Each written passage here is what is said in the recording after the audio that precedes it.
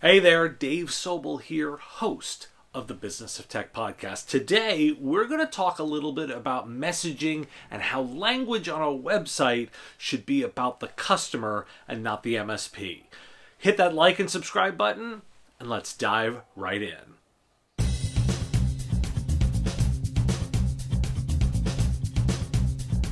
Today, I'm going to answer a listener who asked, you mentioned on your rebuttal to the comments regarding e-commerce that a website should be about the customer and not the MSP. Can you elaborate on that? Specifically, what that looks like? I love a good discussion topic like this. There's a concept I latch on to often when I think about messaging. It's not about me, it's about you. Think about someone at a party. Two people talking. One keeps going on and on. I did this. We did this. You know exactly who I'm talking about. The person who just talks about themselves. Now compare that to someone being asked about their interests. It's a very different conversation. The first asks questions and the second answers them in ways that they connect over information sharing. People do love to talk about themselves. It's a well-known selling tactic to ask questions. But what people do not like is a braggart. If you spend too much time on yourself, you lose the interest and the trust of the other party. Now, let's apply that to a website specifically. This is all about language and the way information is presented. In particular, the difference between what something is and does versus the benefits of that. As a potential customer, I don't actually really understand what your managed services is. Put yourself in your customer's head. They're a lawyer, a doctor, a plumber, maybe an accountant, office manager. Their expertise is not IT. In fact, they're looking for an IT company specifically because they want someone to help them. Thus, your choice of words on your site is what I'm talking about. Just like that conversation at a party, are you bragging about you or are you talking about helping them?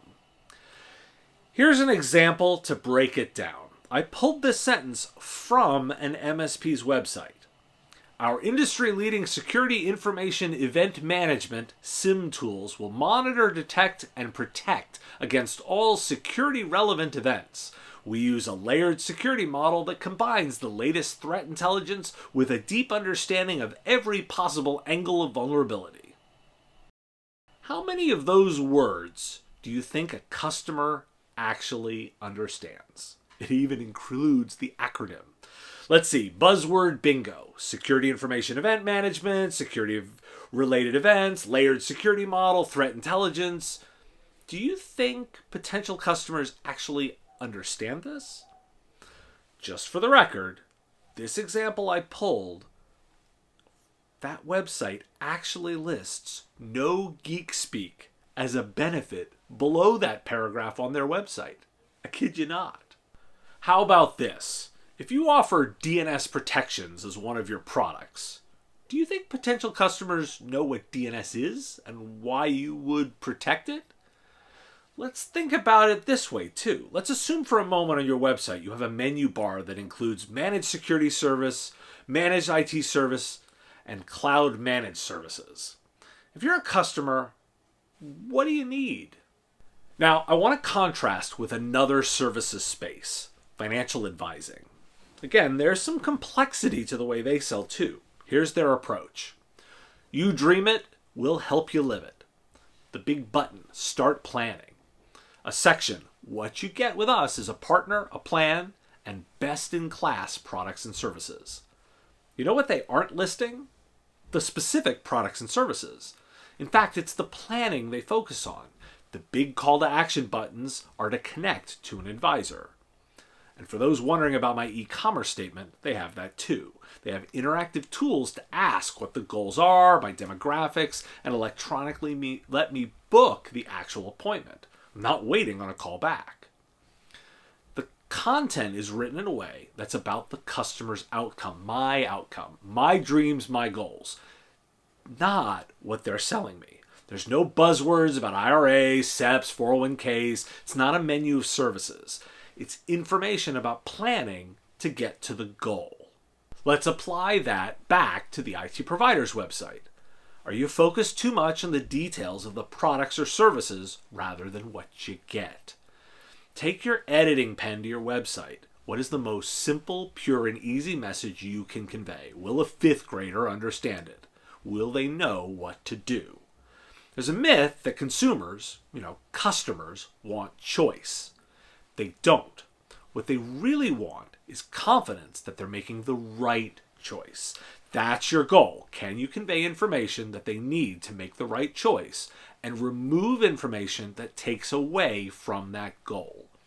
Buyers want to feel empowered. They want to feel confident. They do not want to be confused. You want to answer their questions, not provide information that confuses them. So your goal here is to present just enough information. Now, some additional tips. Ask yourself, could anyone say this? Among my favorite benefits that anyone could say is, our people make the difference. Now, don't get me wrong. I absolutely believe that people make the difference in a business.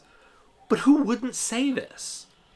Instead, make sure your claims are tangible and they're relevant to your audience, not to you.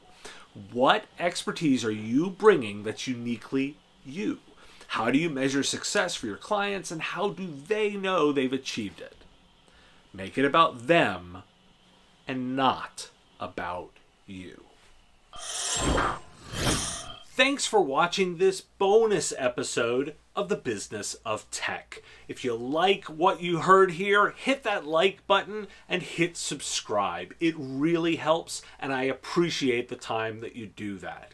Additionally, if you want to have a conversation, write something in the comments. I read them all, and dialogue is the point. I don't necessarily claim to be right.